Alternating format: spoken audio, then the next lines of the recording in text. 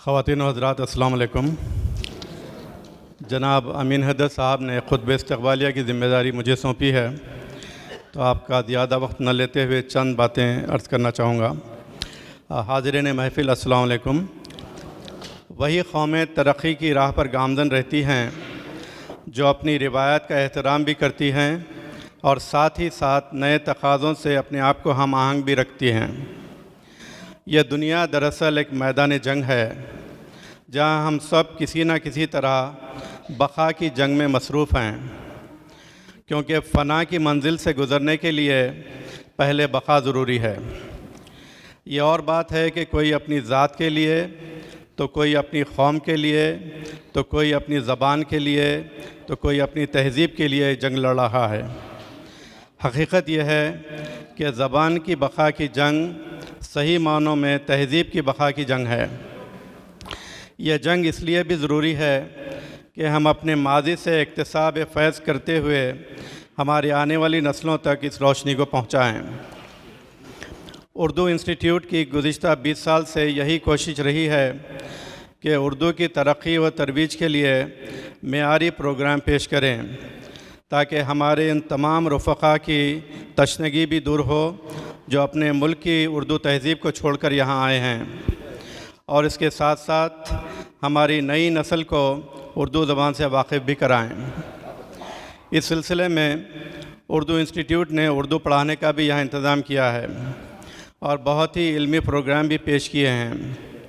اس کے علاوہ ہر مہینے کی چوتھی اتوار کو شامبرگ لائبریری میں اردو انسٹیٹیوٹ کی ایک نشست ہوتی ہے جہاں لوگ اپنی اپنی تخلیقات پیش کرتے ہیں۔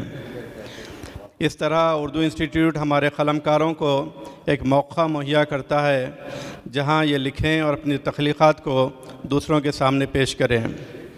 اس کے علاوہ مشاعرے اور شعری نشستیں ہمارے پروگراموں کا خاصہ رہا ہے۔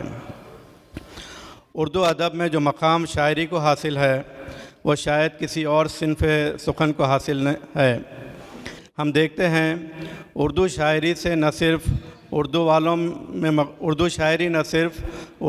میں مقبول ہے بلکہ غیر اردو طبقہ بھی بہت مقبول ہے۔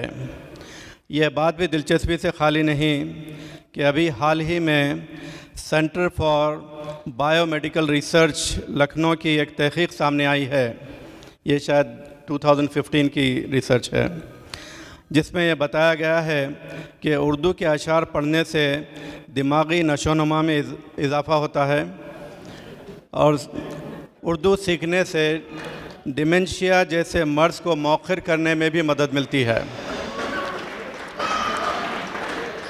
اور ان بچوں کے لیے بھی فائدہ ہے جو لرننگ ڈیزیبلٹیز کا شکار ہیں۔ تو یہ باضابطہ ریسرچ اسٹڈی ہے۔ گو کہ شامبرگ لائبریری میں اب تک کئی بیت بازی کی محفلیں منعقد کی گئیں، لیکن یہ پہلا موقع ہے کہ اس کو بہت ہی منظم طریقے سے پیش کرنے کی کوشش کی گئی ہے۔ یہ کوشش بھی دراصل اسی جنگ کا حصہ ہے جس کے تحت ہم اپنی زبان اور تہذیب کی بقا کے لیے لڑ رہے ہیں، اور آپ تمام کا اس کارزار میں اردو انسٹیٹیوٹ کی جانب سے خیر مقدم ہے۔ آپ تمام کی شرکت سے نہ صرف ہماری ہمت بڑھی ہے بلکہ اس محفل کی رونق کو بھی دوبالا کر دیا ہے۔ آپ کے جوش و خروش کو دیکھتے ہوئے ہم نے یہ اندازہ لگایا کہ شامبرگ لائبریری کا کلاس روم اس پروگرام کے لیے کافی نہیں ہوگا۔ اسی وجہ سے ہم نے الہدیٰ اکیڈمی کے اس ہال میں یہ پروگرام منعقد کرنے کا فیصلہ کیا، اور ہم مشکور ہیں الہدیٰ اکیڈمی کے کہ جن کے تعاون سے یہ پروگرام پیش کیا جا رہا ہے۔ معزز حکم صاحبان کا بھی خیر مقدم ہے، اور ہمیں خوشی ہے کہ ان اہل علم اور اہل فن حضرات کا تعاون ہمیں حاصل ہے۔ آپ تمام کی کثیر تعداد کو یہاں دیکھتے ہوئے جو مسرت ہو رہی ہے، اس کے لیے میں آزاد کے ایک شعر سے استفادہ کرتے ہوئے اپنی بات کو ختم کروں گا۔ جگن ناتھ آزاد نے کہا تھا کہ دل کا دریا نطق کی وادی میں بہہ سکتا نہیں، آدمی محسوس کر سکتا ہے، کہہ سکتا نہیں۔ شکریہ۔